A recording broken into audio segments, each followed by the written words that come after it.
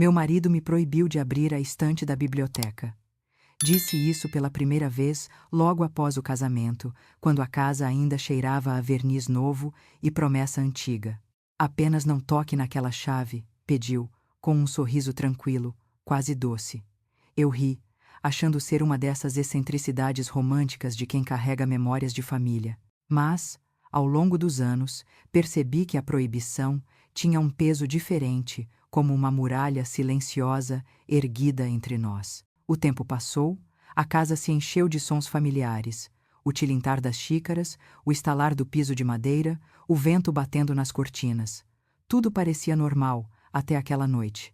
Era uma noite comum de setembro, com o ar morno e o barulho de chuva miúda no telhado. Ele estava lendo, como sempre fazia antes de dormir. Eu observava o modo metódico com que passava as páginas, sem levantar os olhos. Foi então que ouvi o som, um leve tilintar metálico, discreto, quase abafado pelo rugido distante do trovão. Olhei para o chão e vi algo brilhar entre as sombras do tapete, uma pequena chave dourada. Meu coração se acelerou antes mesmo que minha mente soubesse o porquê. Ele não percebeu. Levantou-se calmamente, apagou o abajur e foi para o quarto, deixando a chave onde caiu, como se o destino tivesse decidido por nós. Demorei um pouco antes de me abaixar. Toquei o metal frio com a ponta dos dedos e senti uma descarga não elétrica, mas emocional. Era como se tocasse o coração de um segredo. A chave era simples, mas antiga. O tipo que abre fechaduras feitas à mão, com dentes irregulares e cabo ornamentado. Um fato curioso me veio à mente. Na Europa do século XIX, as chaves não eram apenas utilitárias. Eram símbolos de poder e confiança, muitas vezes usadas em cerimônias de casamento para representar o acesso à alma do outro. Pensei nisso e estremeci. Por que ele me negaria essa metáfora, esse gesto? Coloquei a chave na palma da mão e fechei os olhos. O medo e a curiosidade travavam uma guerra silenciosa dentro de mim. Há um debate eterno, até entre estudiosos da mente humana, sobre o que realmente move a curiosidade. O desejo de conhecer ou o medo de permanecer ignorante? Eu não sabia qual dos dois me guiava. Só sei que naquela noite a pequena chave pareceu pulsar viva, como se tivesse esperado anos para ser notada. Guardei-a discretamente no bolso do meu hobby e fui até a biblioteca. O corredor estava escuro, o relógio marcava quase meia-noite. Cada passo ecoava suave e a casa, aquela casa que sempre parecia observar agora, respirava mais alto. Abri a porta devagar. A biblioteca, iluminada apenas pela luz filtrada da lua, parecia um templo de sombras. O ar ali dentro era diferente, mais denso, como se o tempo tivesse parado nas prateleiras. Os livros alinhados formavam um muro de silêncio, e no canto, contra a parede de tijolos antigos, estava ela, a estante trancada. Era de madeira escura, maciça, marcada por arranhões discretos. A fechadura estava no centro, ornamentada com um desenho em forma de espiral quase hipnótico. Aproximei-me, sentindo o coração bater nos ouvidos. Coloquei a chave sobre a palma, alinhei-a à fechadura e hesitei. A voz dele ecoou na memória. Nunca abra, é por sua segurança. Aquilo sempre soou protetor, mas agora percebia algo inquietante. A proteção pode ser uma forma sutil de prisão. Por um instante, imaginei o que poderia haver ali dentro, um diário talvez, ou objetos de infância. Lembrei que certa vez ele mencionou, quase sem querer, que herdou aquela estante de seu pai. Desde então, pensei que era apenas uma relíquia. Mas ao olhar mais de perto, percebi que o verniz da madeira estava mais novo que o resto dos móveis. Alguém a reformara recentemente. Por quê? A chuva aumentou. Um raio iluminou a sala, e a chave reluziu como uma centelha viva em minha mão. Respirei fundo. Talvez fosse melhor devolver a chave sem dizer nada, esperar o momento certo, fingir que não a vi. Mas no fundo, eu já sabia. Certos segredos, uma vez despertos, não voltam a dormir. Fechei a porta da biblioteca e subi as escadas com passos leves.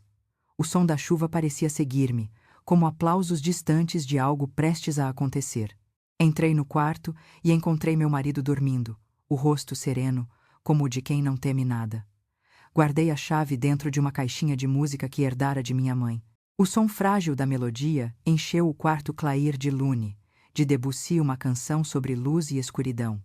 E enquanto o som morria, eu sussurrei para mim mesma: nada nesta casa é apenas o que parece. Na manhã seguinte, ele procurou algo nos bolsos, inquieto, mas nada disse. Apenas me observou por alguns segundos longos demais. E naquele olhar, pela primeira vez, percebi algo que nunca estivera ali antes: medo. Na manhã seguinte, a rotina se desenrolou com o mesmo ritmo previsível de sempre: o cheiro do café, o som do jornal sendo aberto, o ranger da cadeira de carvalho. Mas algo havia mudado, mesmo que imperceptível. Era como se o ar na casa tivesse engrossado, carregando partículas invisíveis de desconfiança. Meu marido parecia mais atento aos meus movimentos, mais medido nas palavras.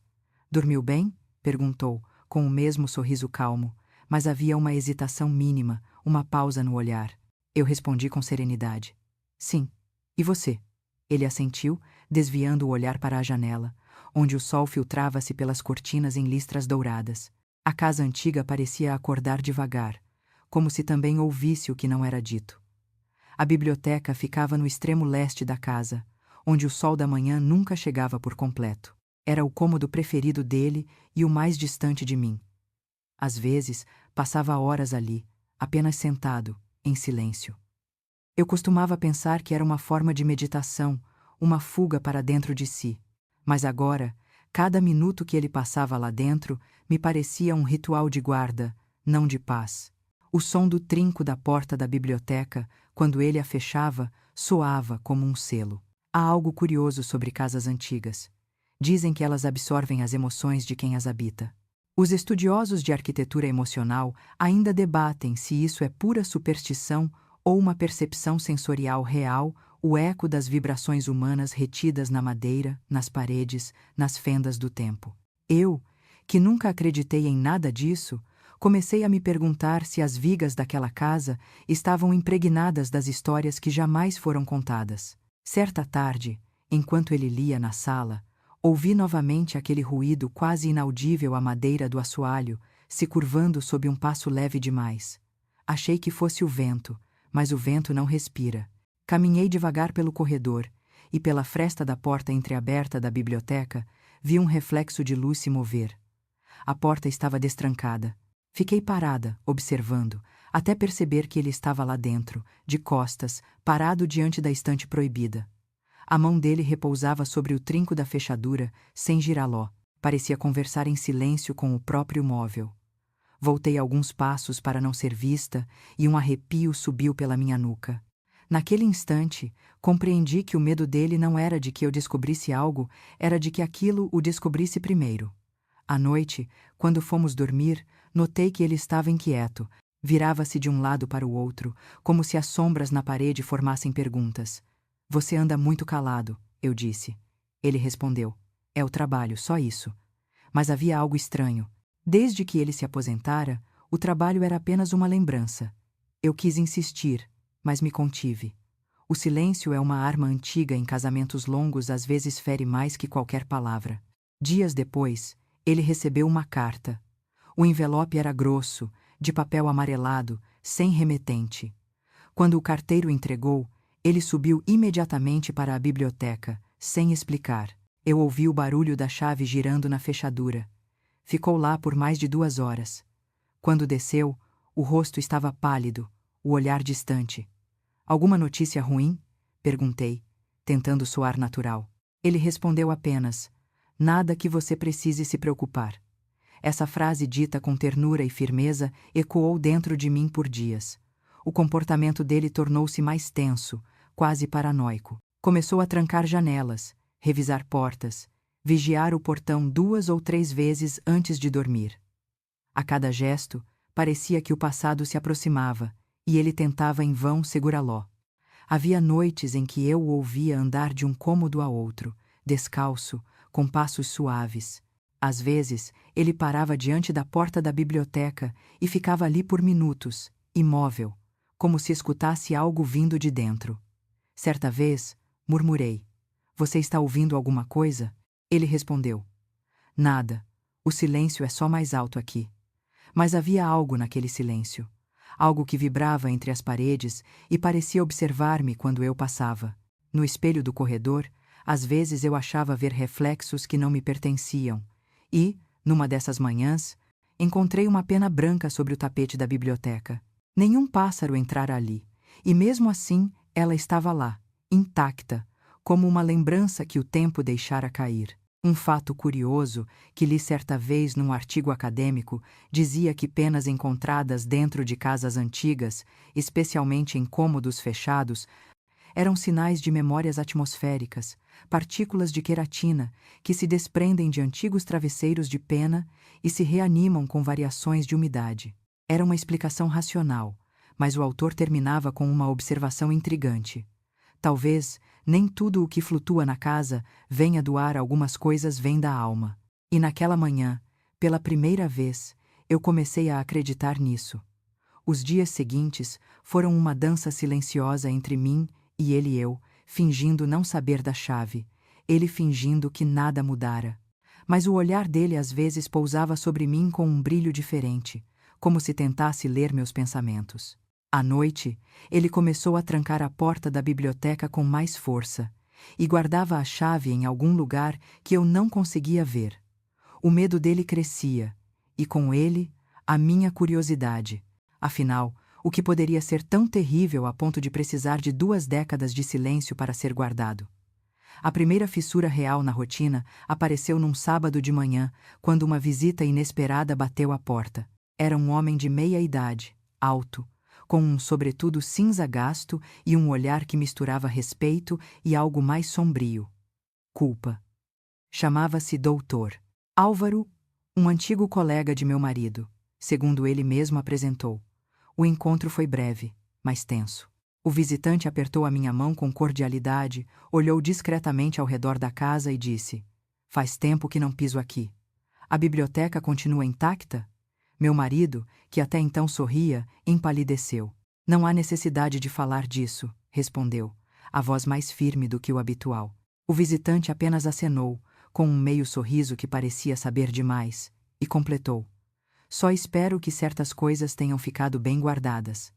Durante o café, tentei aliviar o clima. Perguntei como se conheceram. Meu marido respondeu que trabalharam juntos em um projeto de catalogação de arquivos históricos. Mas o doutor Álvaro riu um riso seco, sem humor, e corrigiu: "Não foi bem um projeto, foi uma investigação." O silêncio caiu pesado sobre a mesa. Eu fingi não perceber, mas as palavras ficaram martelando na minha cabeça. Investigação de quê? Quando ele foi embora, notei que o olhar do meu marido o seguiu até o portão, longo demais para ser apenas despedida.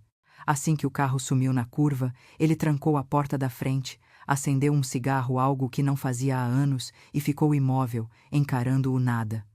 "O que ele quis dizer com biblioteca intacta?" Perguntei com suavidade. Ele respondeu: "Nada, só lembranças de um tempo que prefiro esquecer." E apagou o cigarro no cinzeiro sem terminá-lo. Naquela tarde, o silêncio entre nós ganhou outra textura, quase audível. Eu o observava de longe, movendo-se pela casa como um homem que tenta esconder um corpo invisível. Às vezes falava sozinho, baixinho. À noite, percebi que ele dormia com a porta do quarto trancada, algo que nunca tinha feito antes. Há um velho ditado inglês que sempre me intrigou: "The house keeps secrets when the people forget how to speak." As casas guardam o que os habitantes não conseguem dizer. Muitos historiadores da psique doméstica debatem se o espaço físico pode realmente reter trauma, como um eco material da emoção. Eu não sei se acredito nisso, mas juro que, naquela semana, comecei a ouvir a casa respirar diferente. As tábuas estalavam em horários regulares, como se alguém caminhasse do outro lado das paredes. Um dia, enquanto arrumava o quarto de hóspedes, encontrei uma fotografia antiga entre os lençóis guardados. Era o Dr. Álvaro, mais jovem, ao lado do meu marido e de um terceiro homem que eu nunca vira antes. Atrás da foto, uma inscrição desbotada: "A descoberta muda tudo." Meu coração disparou. Mostrei-lhe a foto à noite, fingindo casualidade. "Ah, achei isto entre os lençóis. Que lembrança é essa?" Ele olhou rapidamente e disse: "Coisa velha." Não importa mais. E arrancou a foto da minha mão com mais força do que eu esperava. A moldura de calma em seu rosto rachou por um instante. Por que esconder uma foto? Pensei. Era só uma imagem ou não? Nos dias seguintes, pequenas frases começaram a escapar dele, fragmentos soltos, quase inconscientes. Não devia ter confiado nele. Ela não precisava saber. O arquivo devia ter ficado lacrado. Eu fingia não ouvir, mas cada palavra era um fio que puxava outro. Uma noite, o telefone tocou. Eu atendi. Uma voz rouca, masculina, perguntou: "Ele ainda a mantém trancada?" "Quem está falando?" perguntei, confusa. Ele sabe o que quero dizer. A estante. Não devia estar na casa. E a linha caiu. Fiquei parada, o aparelho colado ao ouvido, o coração acelerado. Quando contei ao meu marido, ele reagiu com frieza assustadora. Devem ter ligado errado, mas sua mão tremia. A partir desse dia, ele começou a dormir na biblioteca. Disse que era por causa da dor nas costas, que a poltrona lá era mais firme. Eu não insisti, mas sabia que era mentira.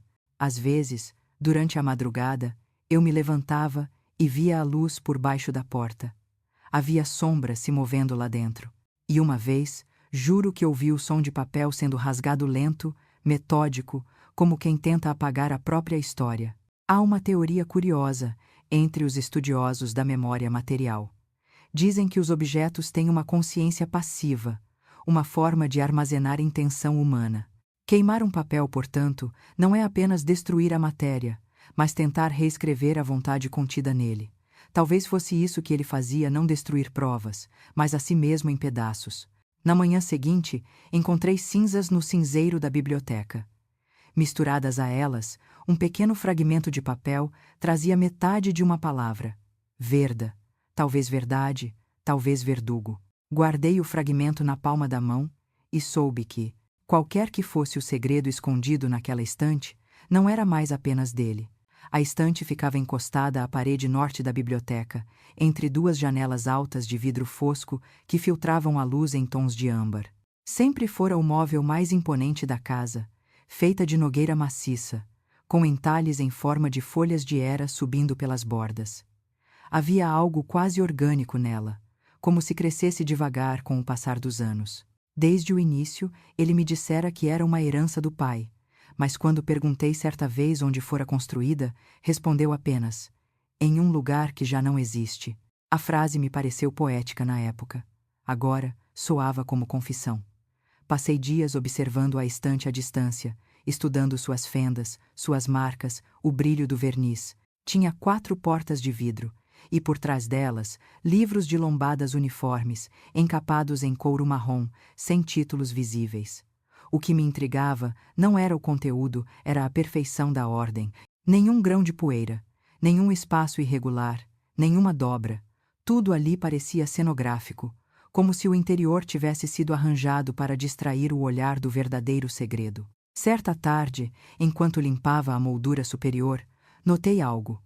Um leve desalinhamento entre o painel lateral e o corpo do móvel. Corri os dedos pela borda e senti um sulco, uma rachadura fina, quase imperceptível, que não existia antes. Empurrei de leve e ouvi um estalo suave. O painel moveu-se 1 milímetro, revelando um espaço vazio atrás.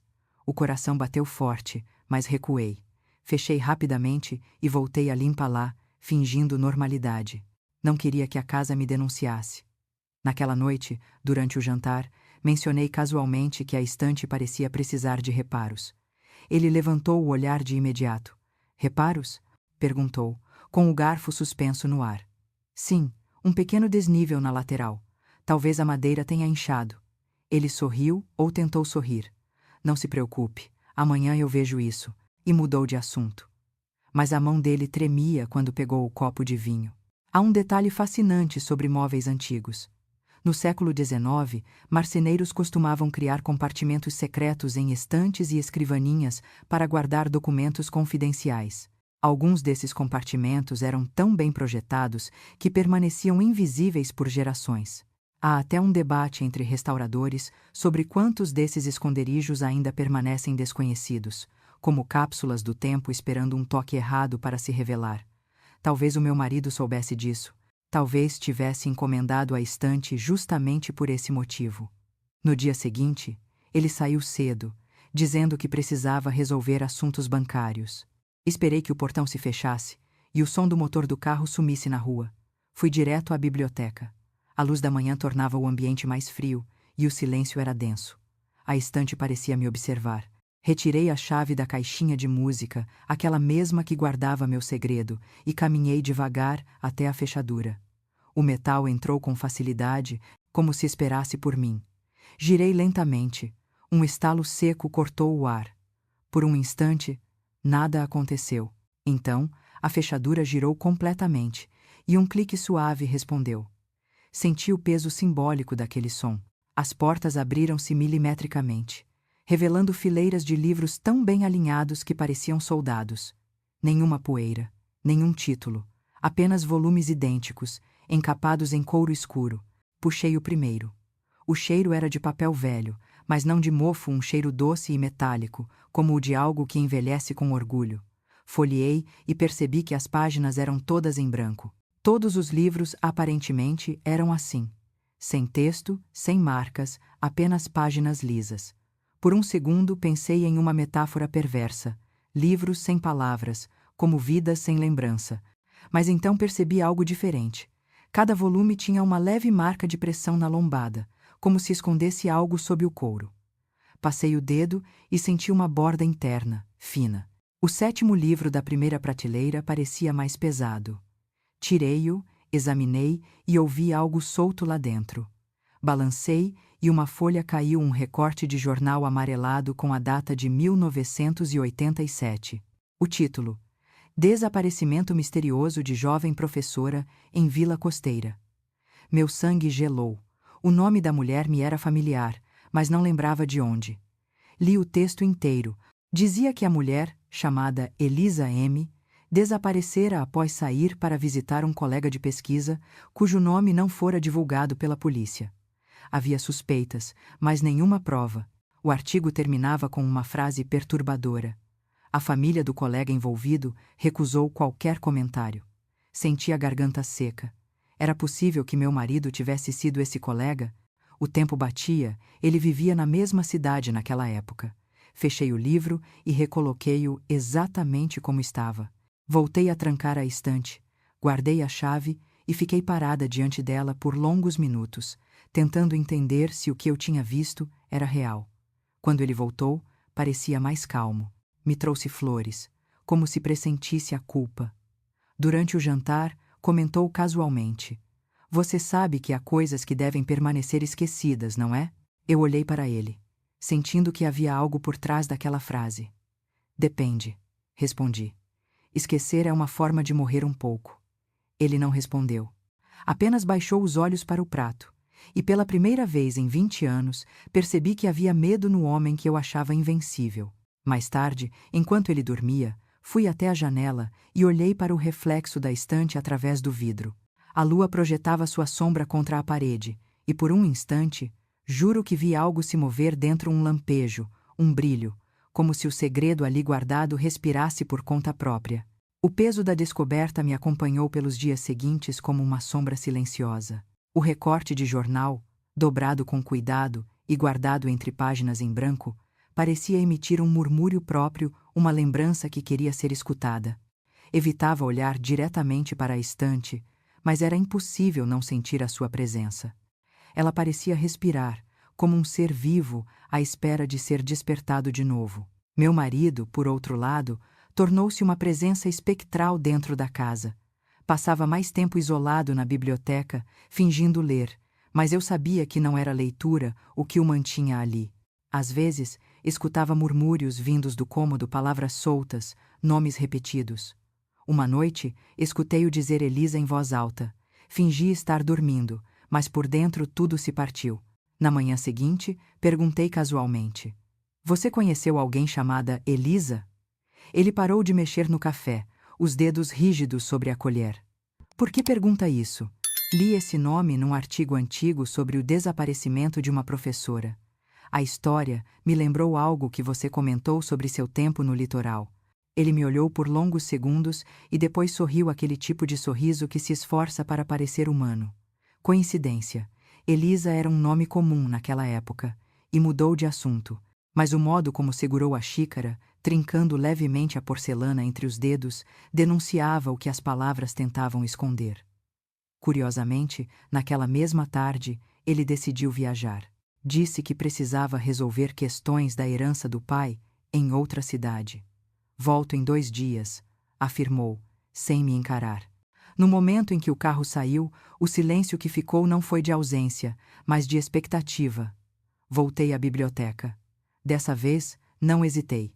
A chave girou com mais facilidade do que da última vez, como se a fechadura já me reconhecesse. Retirei o recorte e comecei a buscar outros volumes. No 5º livro da prateleira inferior, encontrei uma pasta de couro fino, amarrada com fita preta. Dentro, folhas datilografadas. O cabeçalho dizia: Projeto Caleidoscópio, registro de campo confidencial. As primeiras páginas eram listas de nomes, coordenadas, descrições clínicas. Elisa M. estava entre eles. Havia observações marginais escritas à mão, em letra que reconheci de imediato a dele. Ao lado do nome dela, uma anotação: sujeita ideal resposta emocional acima do previsto. Meu estômago revirou. Continuei lendo, as mãos trêmulas. O texto descrevia experimentos conduzidos com indivíduos sensíveis a padrões simbólicos aparentemente, estudos de comportamento diante de imagens geométricas e sons de baixa frequência. Mas entre as linhas técnicas havia algo que destoava. Menções à reação espiritual, colapso perceptivo e visões de espelhos internos. O mais perturbador, porém, era a última página, encerrado após incidente marítimo. Arquivos selados por ordem superior. Um fato interessante, quase obscuro, me veio à mente. Durante os anos 80, houve uma série de programas psicológicos secretos em universidades brasileiras, inspirados em pesquisas soviéticas sobre percepção extrasensorial. Muitos foram desmentidos, outros negados oficialmente, mas há historiadores que ainda discutem se parte desses projetos realmente ocorreu e se as mortes associadas a eles foram acidentais. Fechei o dossiê, o coração latejando. Se aquilo fosse verdade, meu marido não era apenas um homem com um segredo, era parte de algo muito maior. Deixei os papéis sobre a mesa e sentei. A janela estava entreaberta e o vento mexia as cortinas de forma inquietante. A sensação era de estar sendo observada. A estante, com suas prateleiras simétricas, parecia sorrir para mim, como se soubesse que eu finalmente entendia. Então, ouvi um som vindo de dentro dela, um estalo, como madeira se ajustando. Olhei e percebi que o painel lateral, aquele que antes parecia solto, agora tinha se movido alguns centímetros. Aproximei-me, empurrei levemente, e o painel deslizou, revelando um compartimento estreito.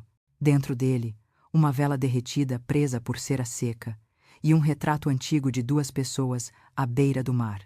Ele e uma mulher com o rosto parcialmente apagado pelo tempo.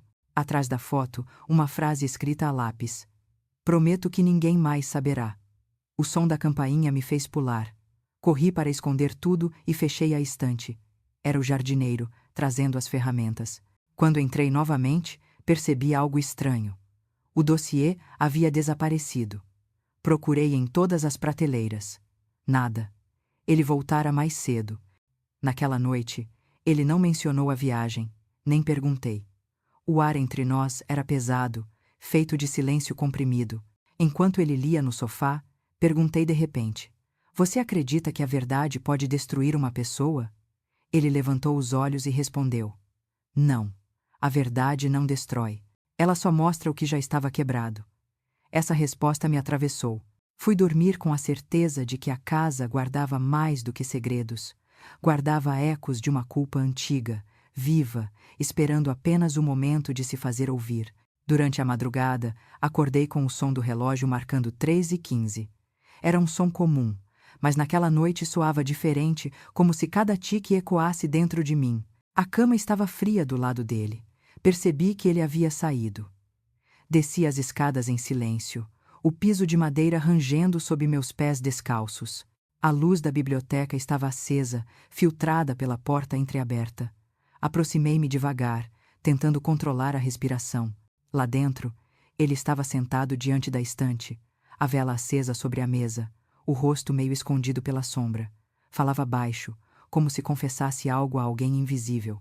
Eu tentei proteger você, mas o tempo não perdoa, dizia. Por um instante, achei que falasse comigo, mas percebi que se dirigia à estante ou ao que estava dentro dela. Eles nunca entenderiam. O que fizemos foi necessário. O coração acelerou.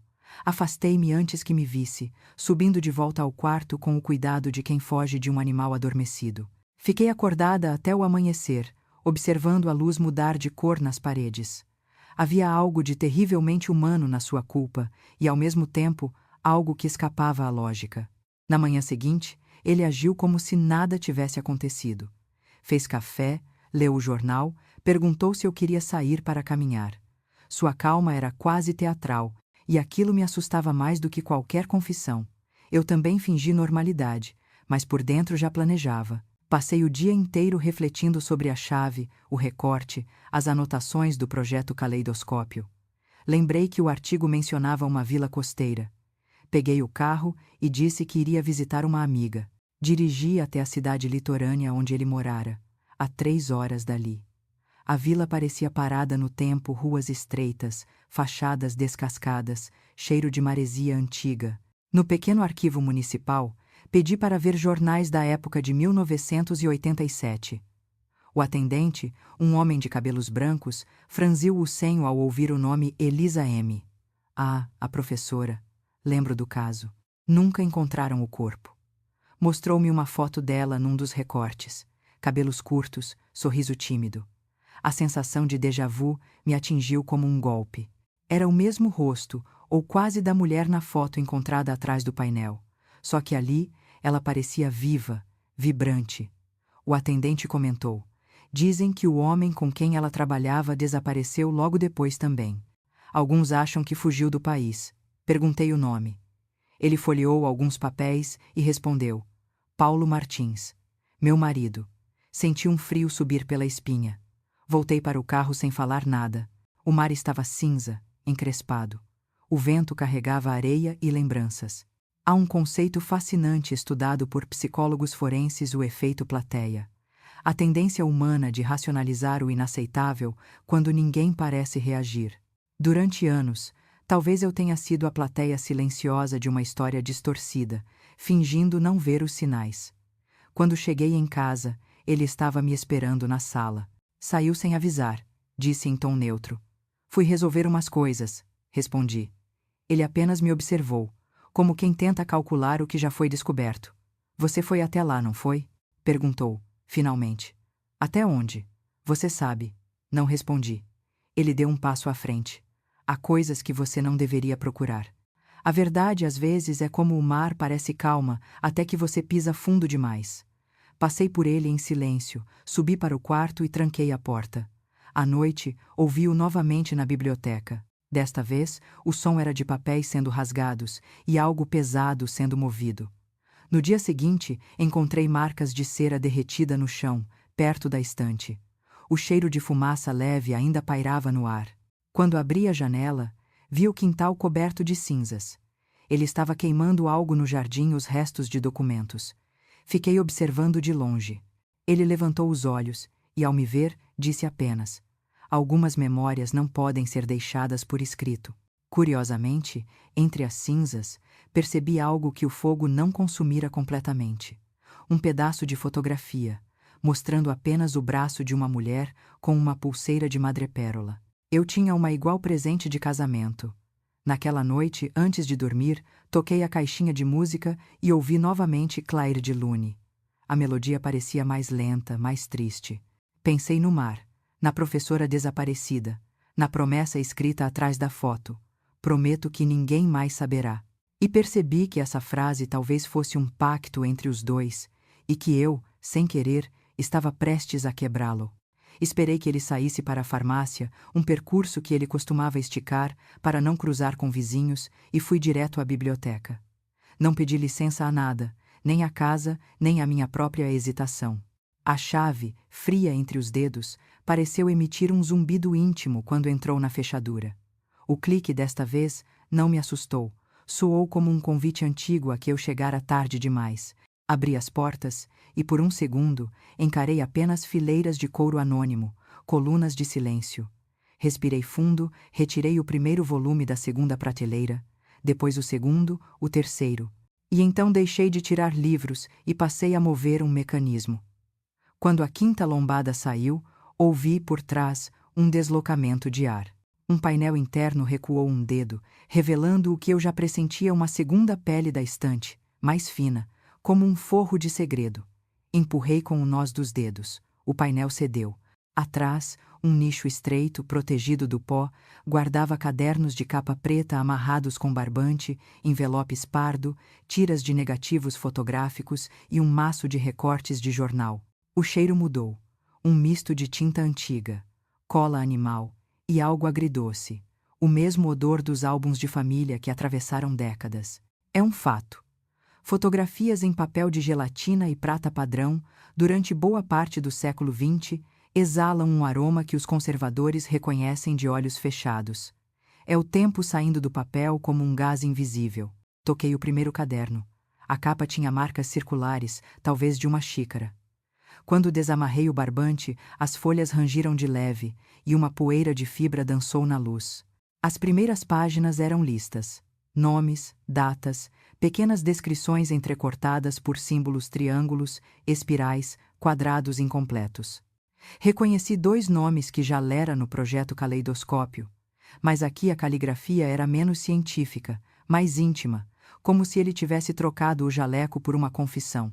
Nada de sujeita ideal. Lia-se olhar que evita o mar. Sorri quando a linha dobra. Ouve a mesma canção quando o vento muda. Cada anotação parecia menos um dado e mais um retrato. E ainda assim, havia método naquela ternura estranha. As entradas tinham periodicidade, horas anotadas, condições climáticas e um sistema de setas que, depois de algumas páginas, aprendi a seguir: seta cheia, encontro; seta vazia, silêncio; seta riscada, ausência. De lado, um envelope pardo disse rascunhos. Dentro, impressos com fita de telex, estavam pequenos parágrafos que pareciam roteiros de abordagem. Mostrar figura com 4 vértices, pedir relato de lembrança, tocar acorde menor, observar mudança no timbre da voz, fotografia invertida, não insistir. Entre os papéis, um bilhete rabiscado às pressas, em letra que não era a dele. Não force hoje. Ela está pálida. Dobrei o bilhete de volta, com uma delicadeza que não era minha, como quem devolve um recado ao seu próprio destino. Passei aos recortes. Manchetes tratavam de desaparecimentos, acidentes costeiros, pequenas notas de jornal local que, se lidas isoladamente, nada diriam, mas juntas compunham uma sinfonia de ocorrências marginais. Jovem some ao entardecer na praia deserta. Embarcação retorna sem 2 tripulantes. Moradora relata vozes no canal à noite. Um detalhe me travou os dedos. Alguém havia grifado, com tinta azul, palavras aparentemente aleatórias: maré, escada, biblioteca, promessa. O padrão apareceu claro como um farol quando comparei 2 recortes com datas distintas. As palavras azuis repetiam-se no mesmo intervalo, como se marcassem uma narrativa subterrânea. À esquerda do nicho, uma caixinha de metal cromado abrigava tiras de negativos. Contra a luz, identifiquei cenas de praia, uma casa com alpendre, a silhueta de um homem que eu reconheceria entre 1000 e, ao lado, uma figura feminina sempre capturada de perfil, como se evitasse a lente. Ao tocar a caixinha, notei o fundo falso. Levantei-o com a unha e encontrei uma fotografia revelada, em papel grosso, guardada sozinha. Eu no jardim da nossa casa, rindo, um verão de anos atrás. Mas havia algo impossível.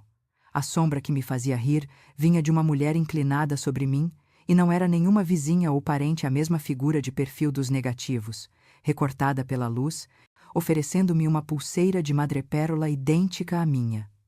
Eu não me lembrava dessa tarde, dessa presença, desse presente vindo de outra mão que não a dele.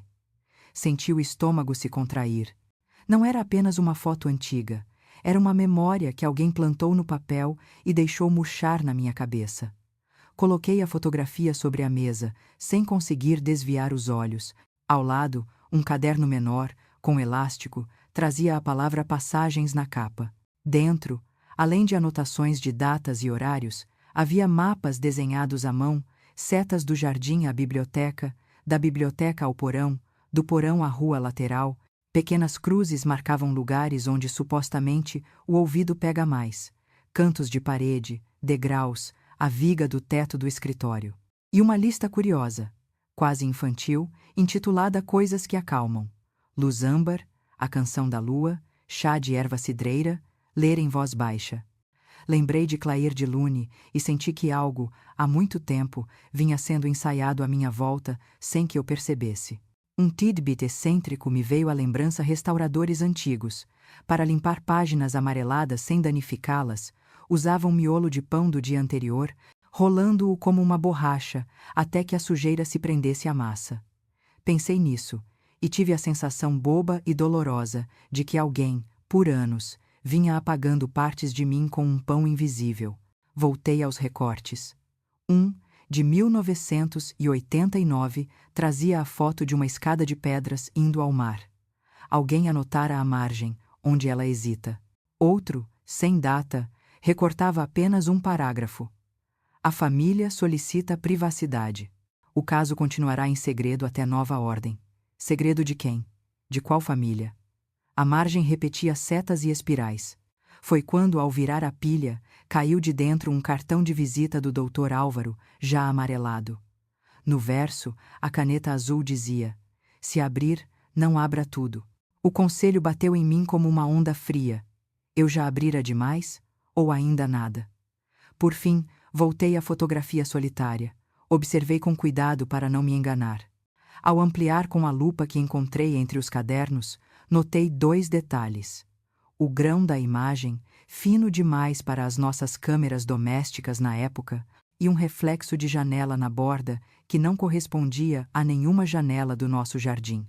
Técnicos discutem até hoje, li certa vez num fórum antigo de conservadores, se certos reflexos podem denunciar manipulação analógica sofisticada, muito anterior ao retoque digital. Uns defendem que sim, outros afirmam que é superstição de laboratório. Eu, naquele instante, não tinha vocabulário para escolher um lado, mas tinha a certeza incômoda de que aquela tarde, impressa em prata, não me pertencia por completo. A mulher de perfil, o gesto de oferecer a pulseira, o riso que me escapava. Tudo parecia verdadeiro demais para ser lembrado e falso demais para ser esquecido. Recolhi o material com a mesma ordem obsessiva com que o encontrara. O nicho, a caixinha cromada, os cadernos amarrados, os recortes alinhados por tamanhos. Antes de fechar, porém, deixei a foto do jardim por cima de tudo, para que eu a visse primeiro quando tornasse ali. Não como acusação, mas como ponto de partida. Fechei o painel interno, ele deslizou sem ruído, devolvendo à estante sua máscara. Reencaixei as lombadas no mesmo ritmo, contando as respirações como quem sobe degraus escuros. Quando as portas se fecharam, a sala recuperou o silêncio, e eu, a respiração. Afastei-me 2 passos, sentei na poltrona e fiquei apenas ouvindo o relógio. Se abrir, não abra tudo, repetia o cartão em mim. Talvez fosse tarde para essa prudência. Talvez não. O certo era que eu trazia comigo um mapa de corredores invisíveis, cadernos de capa preta, negativos que me fitavam de fora do quadro, e uma fotografia impossível onde eu sorria para uma mulher sem nome. Levantei-me, guardei a chave na caixinha de música e deixei a biblioteca com uma ideia fixa. Alguns móveis guardam livros, outros guardam versões de nós. A estante fazia as 2 coisas, e nenhuma delas era inocente. A mulher da foto tornou-se uma presença constante, uma sombra projetada atrás de cada pensamento. Durante o café, via o seu perfil refletido na colher. À noite, quando apagava as luzes, tinha a sensação de que ela ainda estava ali, no limite do quarto, imóvel, esperando que eu fizesse a pergunta certa. Comecei a chamá-la mentalmente de ela, porque dar-lhe um nome seria reconhecê-la como real, e eu ainda não estava pronta para isso.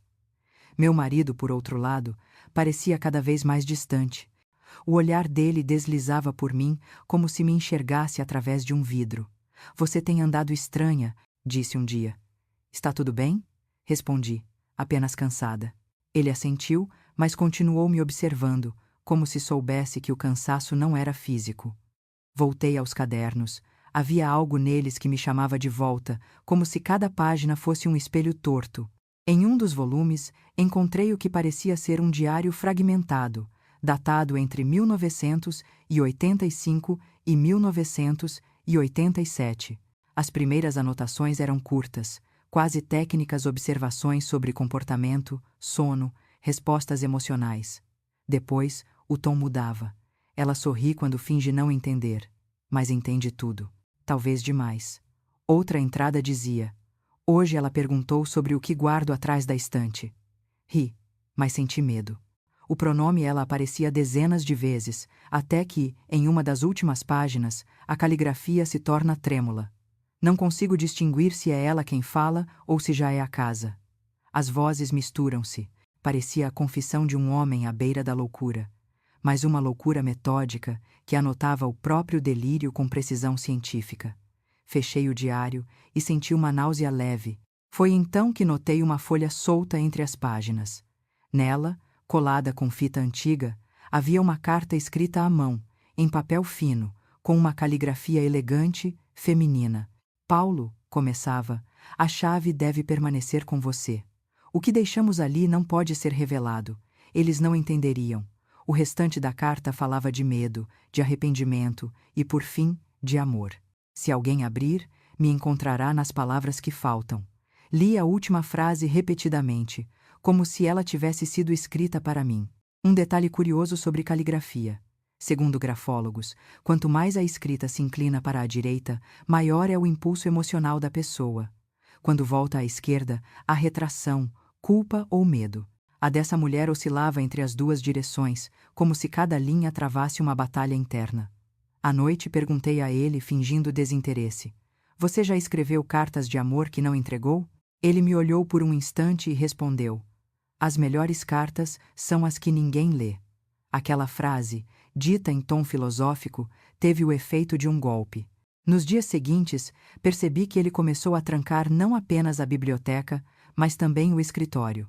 Uma noite, ouvi passos vindos do corredor e o som do trinco sendo girado 2 vezes. Pela fresta da porta, vi-o guardar algo no bolso do paletó. Quando a luz apagou, esperei alguns minutos e fui até lá. Encontrei o escritório vazio e sobre a mesa, uma fotografia virada para baixo. Virei-a. Era a mesma mulher, de perfil, sentada em um banco de pedra à beira-mar. Na parte de trás, uma anotação: ensaio final antes da água. A frase me gelou. Pesquisei discretamente em jornais antigos digitalizados. Descobri que o corpo de Elisa nunca fora encontrado, mas havia rumores de que ela sofria de crises dissociativas, episódios em que afirmava ver-se do lado de fora do corpo. Curiosamente, as notas dos cadernos de meu marido descreviam exatamente isso, mas de modo frio, clínico. Será que ele registrava as experiências dela, ou as provocava?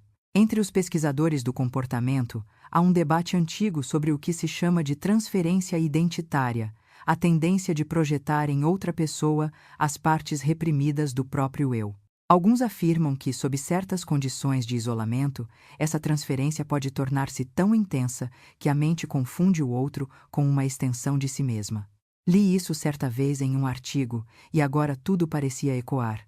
Talvez Elisa fosse, para ele, o espelho onde depositou tudo o que não conseguia admitir. Mas por que eu estava ali agora, repetindo o mesmo percurso, sentindo os mesmos sintomas de curiosidade, medo e fascínio? Seria possível herdar não só segredos, mas também as emoções que os criaram? No fim daquela semana, ele adoeceu.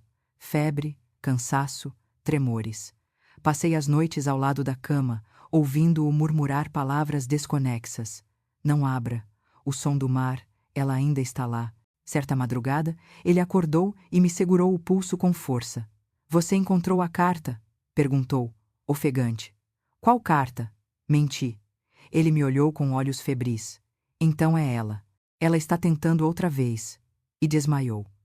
A enfermeira que veio atendê-lo disse que era apenas exaustão, talvez estresse. Mas eu sabia que não era isso.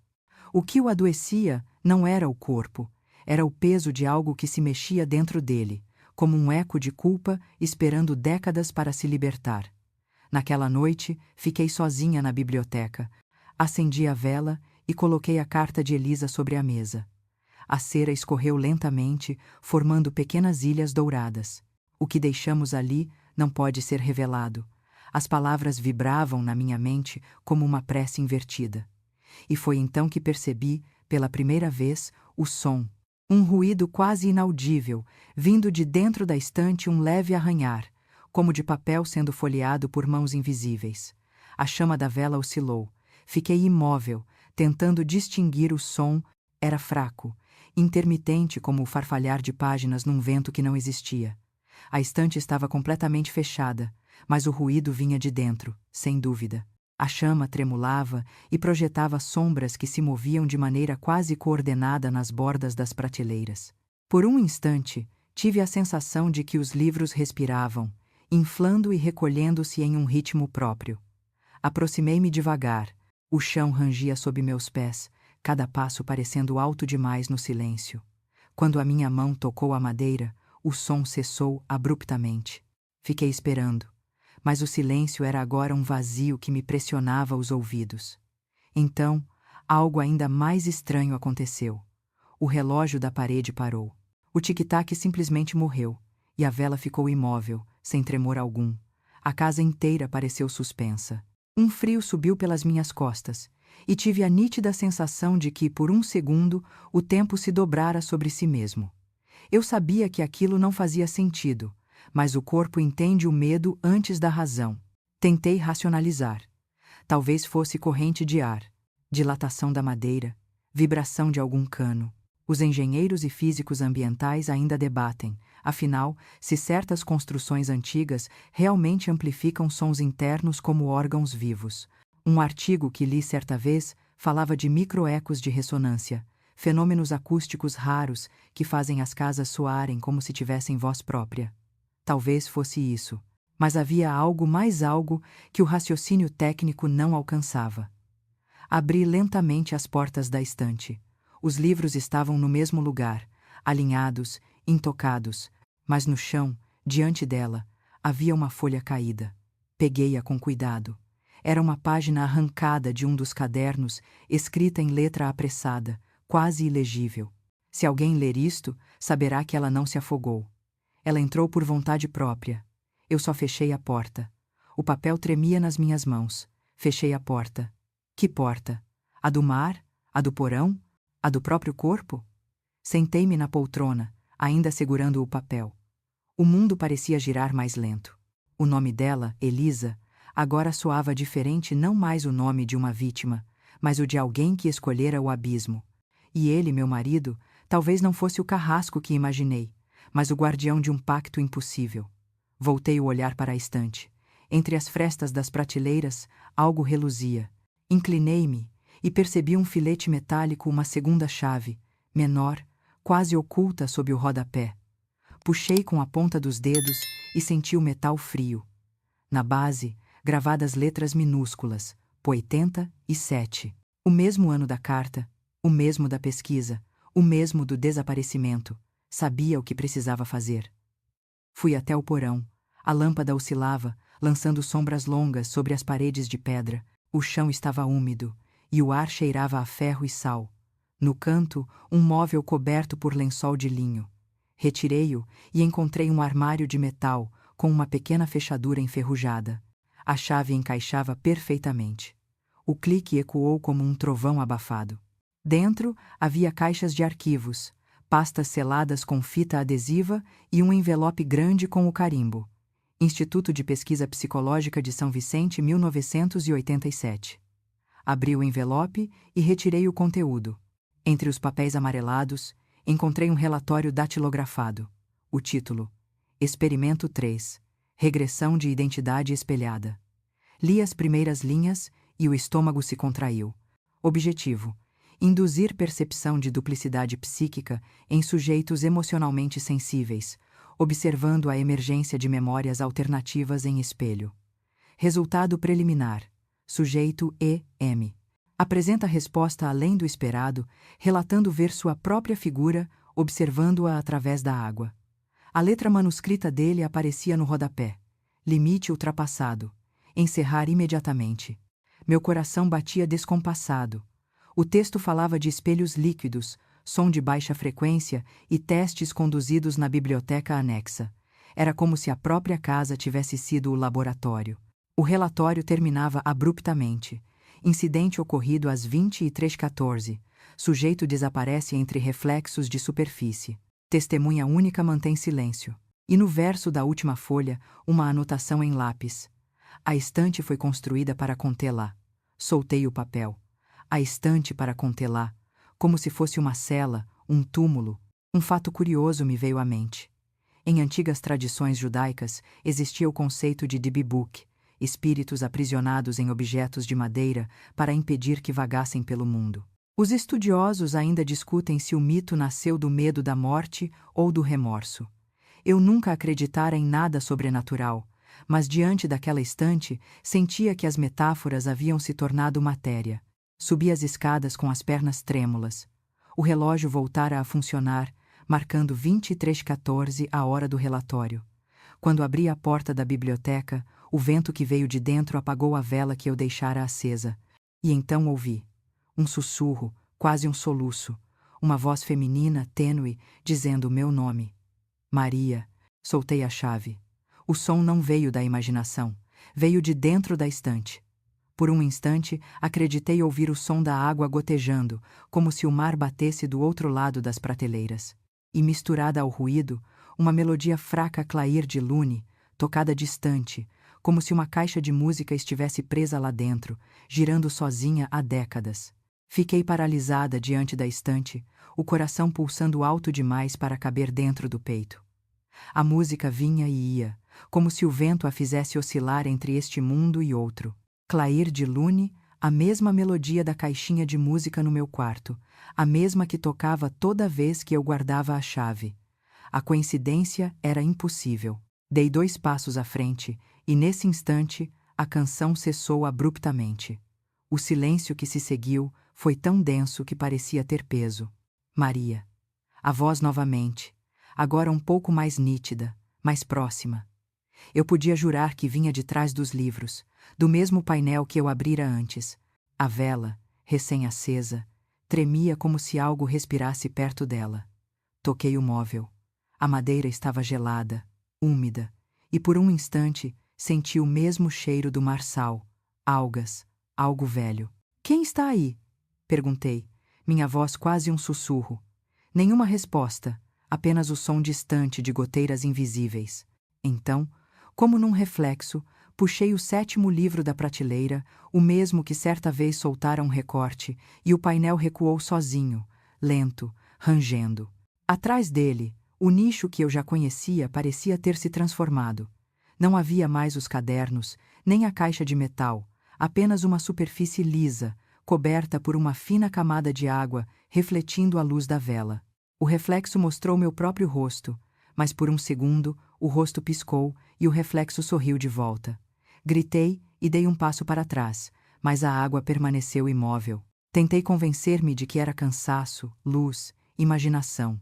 Há um fenômeno óptico chamado pareidolia, quando o cérebro reconhece rostos onde não existem um jogo do inconsciente tentando dar sentido ao caos visual. Eu sabia disso, mas não era o caso, porque o reflexo falou. Não era para você abrir. A voz era feminina, grave, como se viesse de dentro de um sonho submerso. Quem é você? Perguntei. O reflexo inclinou a cabeça. Você sabe. Senti as pernas fraquejarem. O ar estava frio demais. A vela apagou-se e o quarto mergulhou em escuridão. Então ouvi o som das páginas se abrindo atrás de mim, os livros, sozinhos, caindo das prateleiras. Corri até a porta, mas ela não se abriu. O trinco girava em falso. Paulo! Gritei instintivamente, mas ele dormia, ou fingia dormir, ou estava longe demais. Quando voltei o olhar, o painel estava fechado novamente. Nenhum sinal de água, nenhuma gota no chão. apenas o cheiro persistente de sal. Sentei na poltrona, tentando respirar. Toquei o bolso do hobby e percebi que a chave havia desaparecido. Durante o resto da noite fiquei ali, imóvel, observando a estante.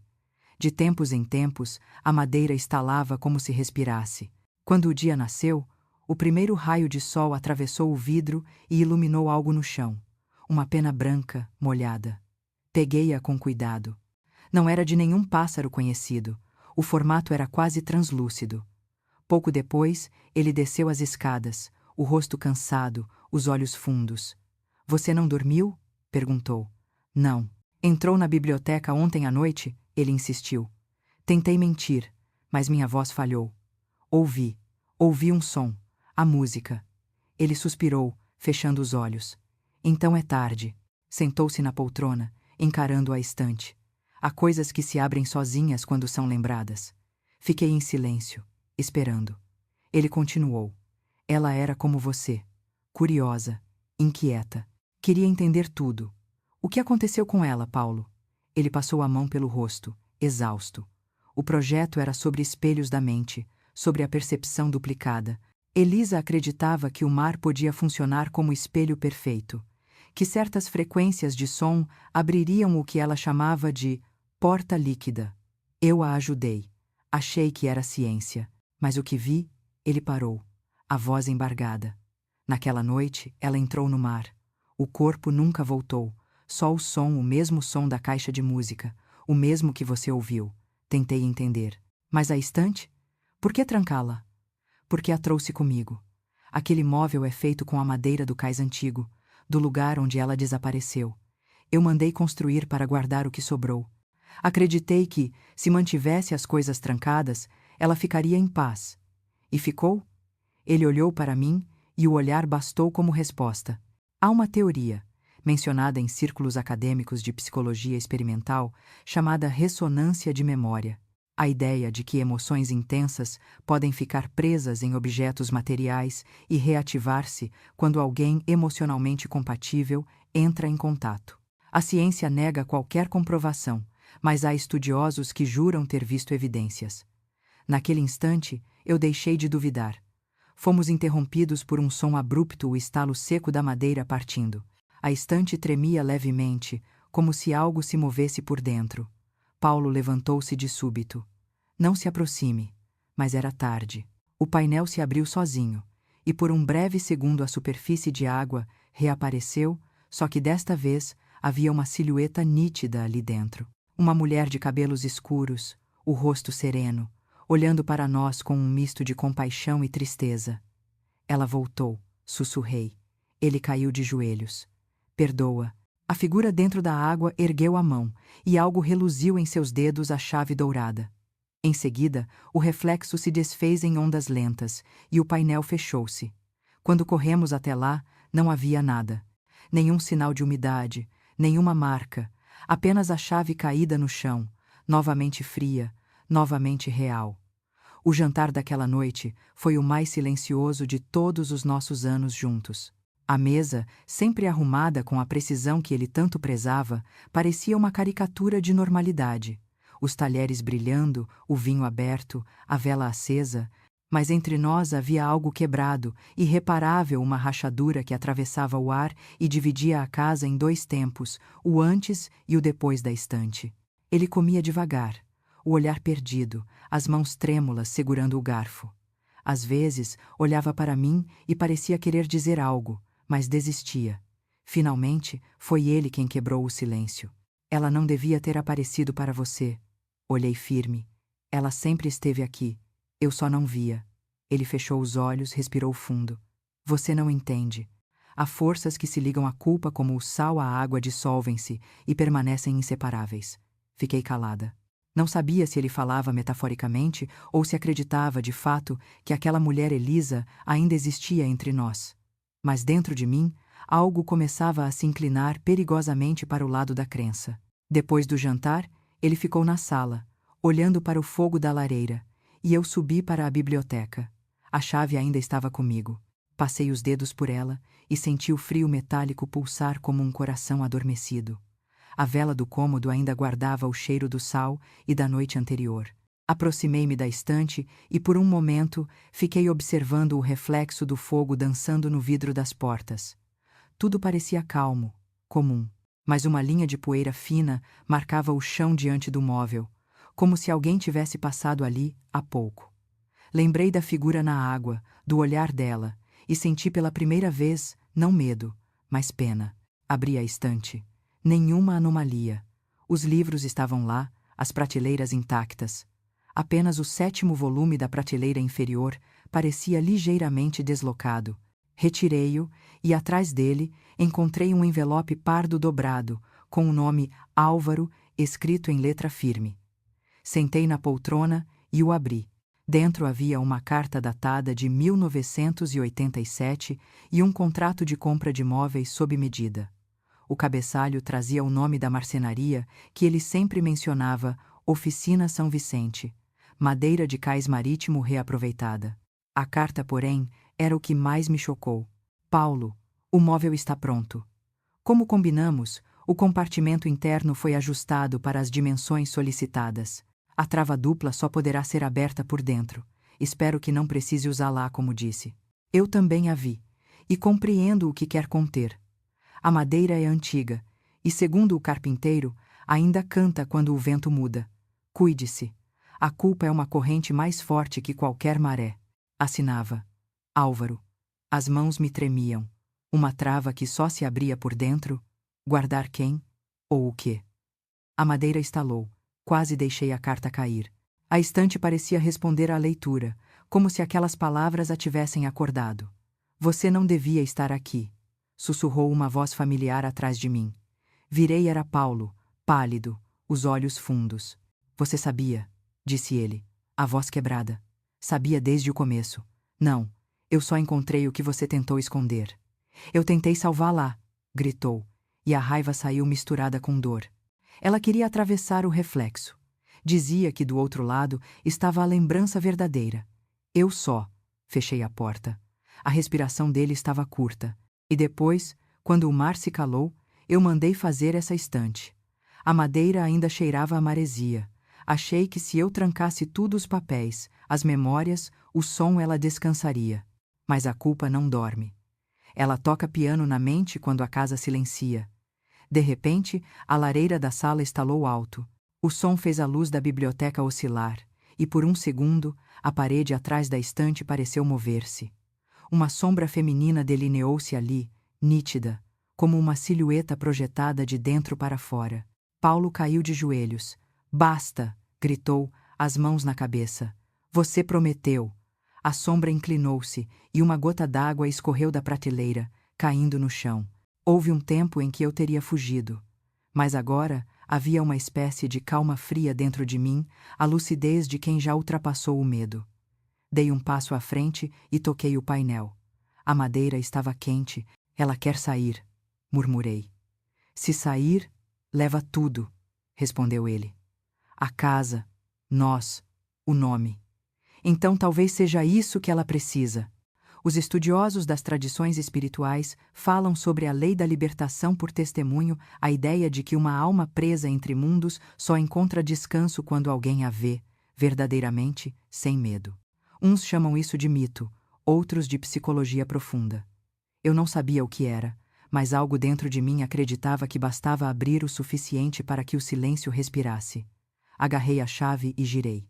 O som da fechadura foi seguido por um estalo seco. O painel deslizou e um vento frio soprou para fora. A sala inteira cheirava a mar, e pela primeira vez vi o interior do nicho iluminado pela vela. Dentro dele, sobre uma camada d'água rasa, repousava uma pequena caixa de metal igual à minha caixinha de música. Toquei-a, e Claire de Lune começou a tocar, não soando de dentro, mas de todos os lados, como se as paredes cantassem. Paulo chorava silenciosamente. Perdoa-me. Do reflexo da água, a figura feminina levantou o rosto. Sorriu não com rancor, mas com cansaço. E então desapareceu. A vela apagou-se. O silêncio que se seguiu foi diferente. Leve, limpo, como se a casa tivesse finalmente exalado o ar preso por anos. Quando acendemos novamente as luzes, a estante estava vazia. Nenhum livro, nenhuma prateleira. apenas o fundo de madeira nua, lisa e seca. Na manhã seguinte, acordei antes do sol.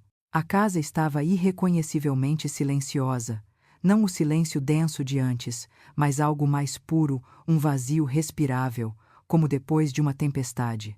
Caminhei pelos cômodos devagar, notando a ausência de ruídos. Nem o ranger do piso, nem o leve assobio das janelas, nem mesmo o tic-tac do relógio que durante anos marcara nossas insônias. Era como se o tempo, exausto, tivesse decidido descansar também. Encontrei Paulo na cozinha, sentado à mesa com uma xícara de café intocada.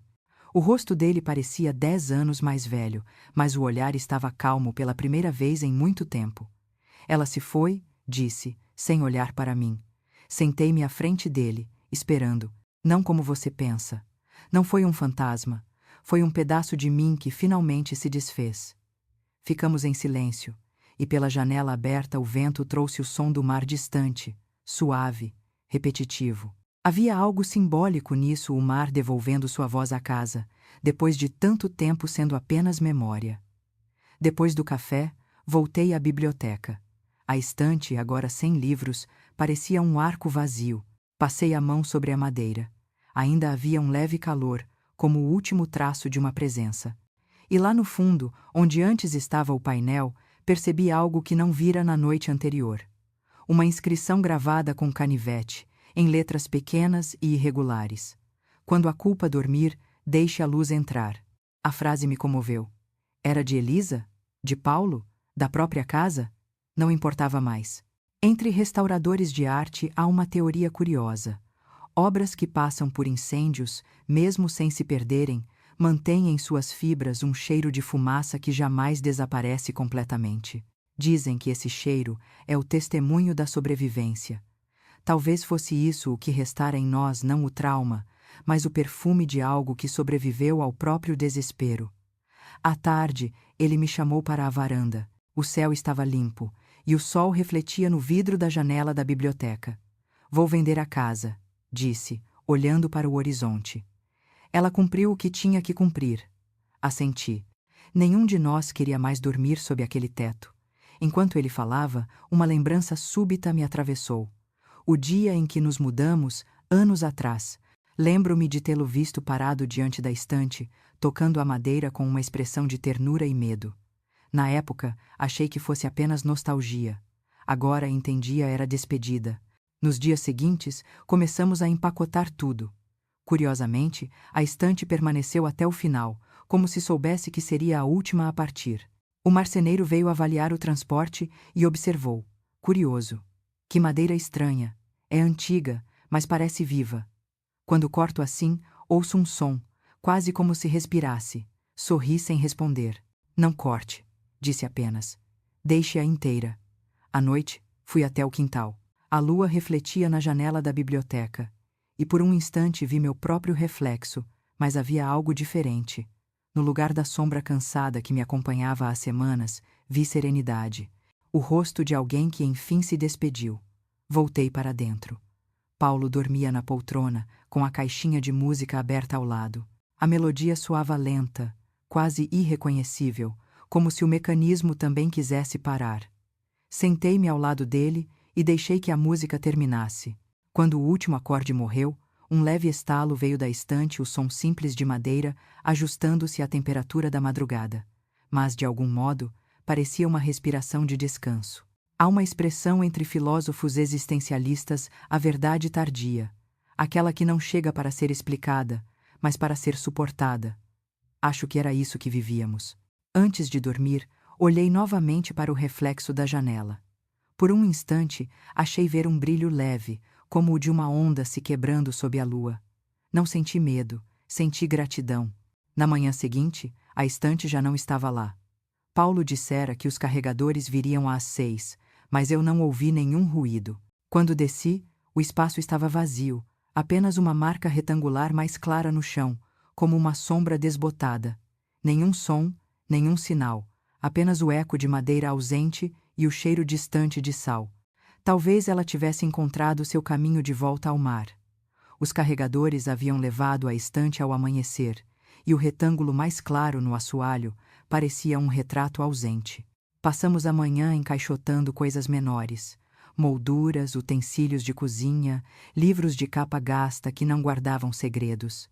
Quando o sol inclinou, o marceneiro voltou e disse que, ao retirar o móvel, encontrou algo preso no rodapé, entre o piso e o rodapé antigo.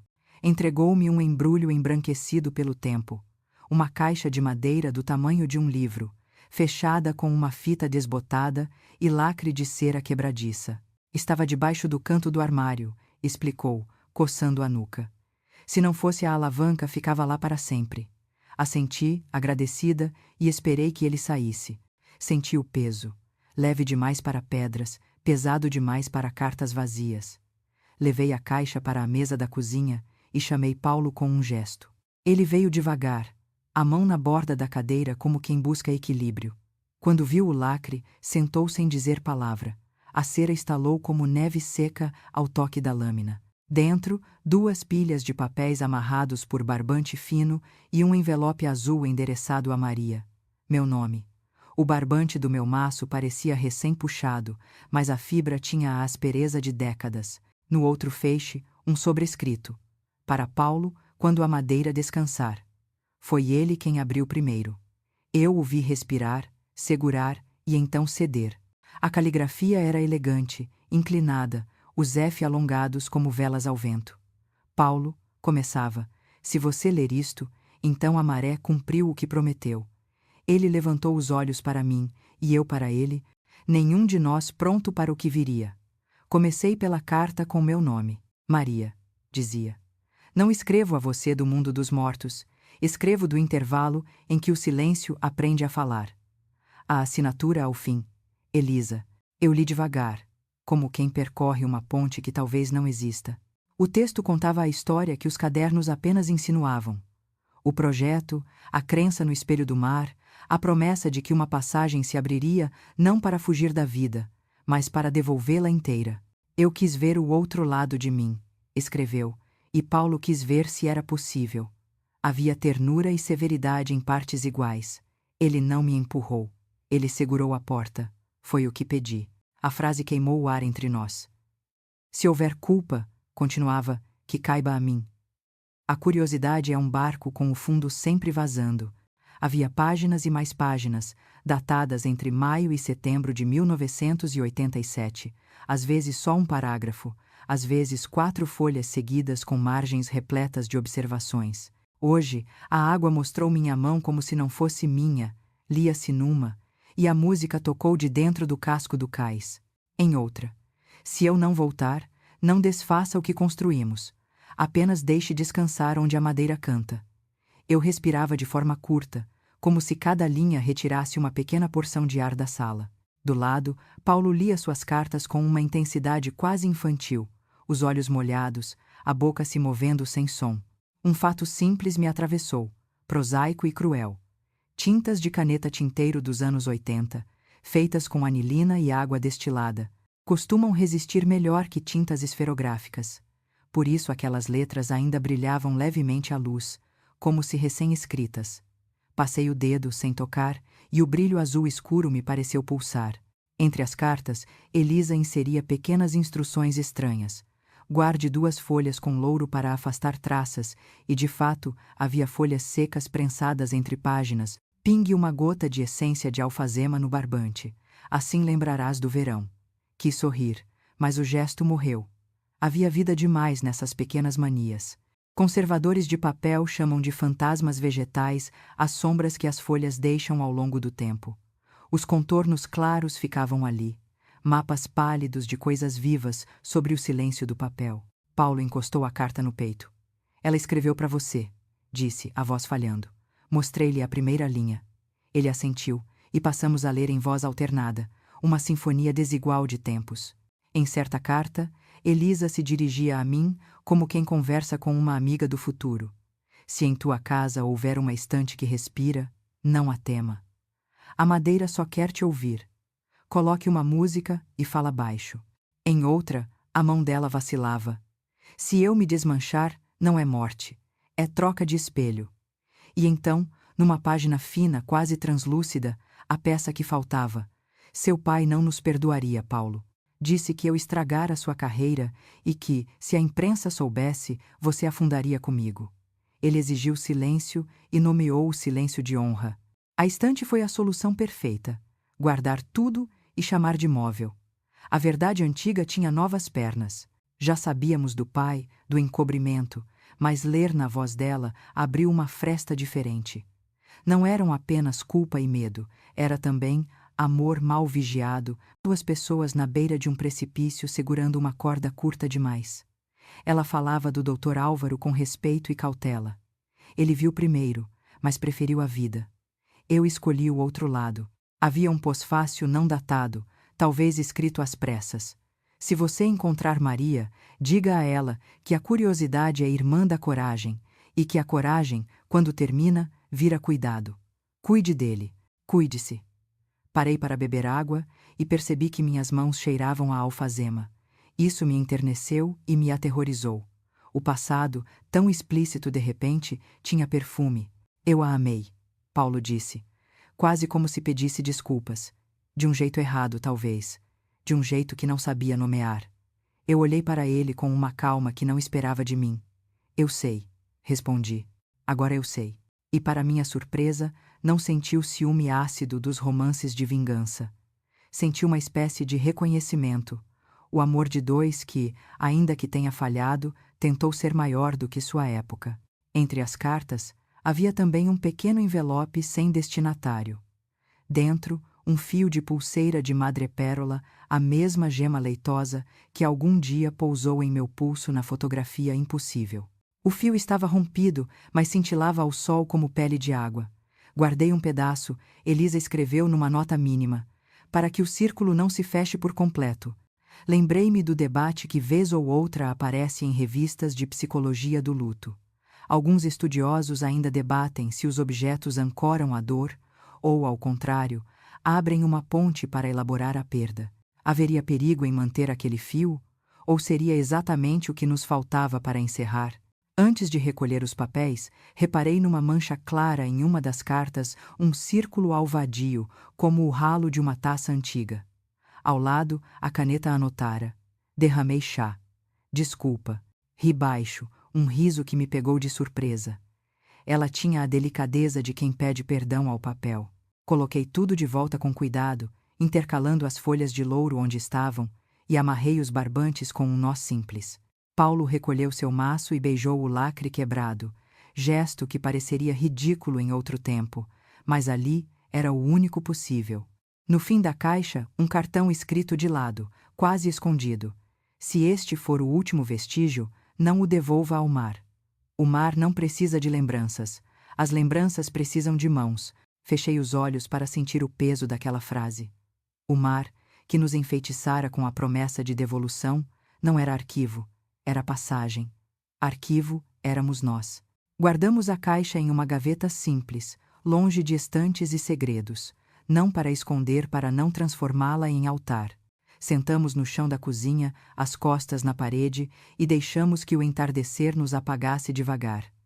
Lá fora, o vento moveu a cortina como quem passa a mão sobre um rosto adormecido. Eu encostei a cabeça no ombro de Paulo. A casa, pela primeira vez, não respondeu. Talvez porque finalmente tinha o que escutar. Nos dias seguintes, a casa tornou-se um lugar estranho, meio viva, meio esvaziada. Havia paz, sim, mas também uma nostalgia que não pertencia a ninguém. O espaço onde ficava a estante parecia respirar mais leve, e ao mesmo tempo deixava um eco discreto, como se cada passo fosse repetido por uma lembrança. Paulo voltou a comer, a caminhar pelo jardim, mas trazia nos gestos a lentidão dos que acabaram de devolver algo ao tempo. Eu, por minha vez, evitava tocar na caixa com as cartas, queria deixá-la descansar, como se a história inteira precisasse dormir. Certa manhã, enquanto arrumava o quarto, encontrei a pulseira de madrepérola sobre o travesseiro. Tinha sido guardada na gaveta, disso eu lembrava, e mesmo assim estava ali, intacta, o fecho consertado. Peguei-a com cuidado. O brilho leitoso da pedra parecia mais intenso à luz do dia. Ela te devolveu o que era teu, disse uma voz em mim, e pela primeira vez não duvidei. Coloquei a pulseira no pulso, sentindo um leve formigamento, como se a superfície fria reconhecesse minha pele. Paulo entrou logo depois, ainda com o olhar distante. Sonhei com o cais, disse. Ela estava de costas, e o mar calmo. Quando olhei de novo, era você. Sentei-me na beira da cama, ouvindo-o. Talvez seja a hora de ir até lá, respondi. Ele concordou, sem surpresa. Na semana seguinte, voltamos à vila costeira. A estrada parecia mais curta agora, como se o caminho nos quisesse de volta. O mar nos recebeu cinzento e quieto, sem vento. Caminhamos até o cais velho, onde o musgo cobria os degraus de pedra. A madeira do ancoradouro ainda exalava o mesmo odor salgado. Paulo ficou parado por um tempo, olhando a água. É daqui que tudo começou, murmurou. Tirei a pulseira e a segurei sobre o mar. Ela disse que as lembranças precisam de mãos, não do mar. Lembrei. Ele assentiu, sorrindo com tristeza. Então guarde. Agora ela já não precisa. Enquanto voltávamos, o sol rompeu as nuvens, e por um instante, o reflexo da água ofuscou nossos olhos uma mancha de luz redonda, perfeita, idêntica ao círculo de cera que ficara sobre a madeira da antiga estante. Por instinto, fechei os olhos e ouvi, por um segundo apenas, o eco de clair de lune se misturar ao som das ondas. De volta à casa, os dias ganharam um ritmo novo, as caixas foram sendo levadas, os cômodos esvaziados. A biblioteca, agora um espaço branco, virou sala de leitura comum. Pintei as paredes, e a cor fresca cobriu as marcas do tempo. O cheiro de tinta se misturou ao de maresia e chá, e pela primeira vez em muito tempo senti que a casa era minha. Uma noite, ao folhear um dos livros que restaram, encontrei uma anotação em letra que reconheci como a de Paulo. O perdão não é esquecer, é deixar de vigiar. Li em silêncio, repetindo as palavras. Talvez fosse isso que Elisa fizera, ao atravessar o reflexo, deixar de vigiar o próprio passado. Paulo melhorou. As febres cessaram, o tremor diminuiu. Voltou a tocar piano, algo que não fazia desde o início do casamento. E, curiosamente, o som era o mesmo que eu ouvira dentro da estante. Lento, hesitante, mas cheio de ternura. Quando perguntei que peça era, ele sorriu. Uma lembrança da juventude. Aprendi com alguém à beira do mar. Durante uma dessas tardes, sentei-me no jardim, ouvindo-o tocar. O vento movia as folhas das figueiras e a melodia se espalhava como se costurasse o ar. Lembrei-me de uma leitura antiga sobre acústica arquitetônica. Há quem diga que certas casas guardam o eco de cada som e o devolvem aos poucos, filtrado, como uma forma de memória física. Talvez fosse isso o que acontecia ali, não um milagre, apenas o tempo devolvendo o que não foi esquecido. Ao entardecer, ele parou de tocar e veio até mim. Sinto como se ela finalmente dormisse, disse. Eu segurei sua mão. E nós também, respondi. Naquela noite, antes de apagar as luzes, abri a janela do antigo cômodo da biblioteca. O vento trouxe o cheiro do mar, mas sem o peso de antes. Havia leveza. Olhei para o canto onde ficava a estante, o chão agora nu, sem marcas, e agradeci em silêncio. Na penumbra, a caixinha de música descansava sobre a mesa. Girei lentamente a corda, e as notas suaves de clair de lune preencheram o quarto, não como um aviso, mas como despedida. Fechei os olhos e deixei que a melodia se dissolvesse no ar. Pela primeira vez, ela não parecia vir de um lugar distante, parecia vir de dentro de mim. Na última semana antes da mudança, a casa parecia suspensa num tempo que não era mais dela. As caixas se acumulavam no corredor. O cheiro de tinta nova já se misturava ao perfume persistente de madeira antiga e chá. Paulo e eu andávamos devagar pelos cômodos, verificando detalhes, fechando memórias com fita adesiva e gestos gentis. Nenhum de nós falava sobre Elisa, não porque fosse proibido, mas porque, de alguma forma, tudo que havia de ser dito já tinha sido ouvido por alguém que não estava mais ali. Na véspera da partida, ele pediu para ficarmos uma última noite. Quero escutar a casa dormindo, disse, meio envergonhado. Acendi a vela que guardara desde a noite do vento salgado e deixei a chama queimar em silêncio. O som distante do piano ainda parecia ecoar, mesmo que o instrumento já estivesse embrulhado para transporte. Havia serenidade em tudo, a serenidade de um segredo que se tornou história, de uma dor que finalmente encontrou forma. Antes de dormir, encontrei o fio de madrepérola novamente, caído sobre a mesa. Era o mesmo fragmento que restara na caixa, mas agora o brilho parecia mais suave, quase humano. Guardei-o dentro da caixinha de música e a fechei sem girar a corda. Deixe descansar, pensei. A verdade, como a música, não precisa ser tocada o tempo todo para continuar existindo. Ao amanhecer, o caminhão estacionou. Paulo observava o jardim, o olhar perdido nas figueiras. Estranho, comentou. Parece que ela ficou mais clara. Sorri. Talvez porque agora você consegue vê-la. Ele não respondeu, mas segurou minha mão e a manteve firme enquanto o sol atravessava a janela pela última vez. O marceneiro voltou para pegar o último móvel e fez um comentário despretensioso.